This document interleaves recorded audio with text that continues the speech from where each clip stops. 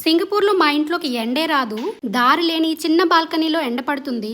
ఎండ ఎందుకు ఒడియాలు ఆరబెట్టుకోవడానికా అనుకున్నారు. బ్లూ సోలార్ గాజు వాటర్ బాటిల్ లో వాటర్ తాగితే మంచిదని మీలో ఎంత మందికి తెలుసు. బ్లూ అనేది రిలాక్సింగ్ కలర్. ఈ బ్లూ గాజు వాటర్ బాటిల్ లో నీళ్లు నింపి బయట గంట పెట్టడం వల్ల సూర్యకిరణాలు వాటిపై పడి సౌర శక్తిని, బ్లూ కలర్ యొక్క ఫ్రీక్వెన్సీ వైబ్రేషన్స్ ని రెండు వాటర్ పీల్చుకోవటం వల్ల నీళ్లు అమృతంలా మారి మన శరీరాన్ని ఎంతో యాక్టివ్ గా ఉంచుతాయంట.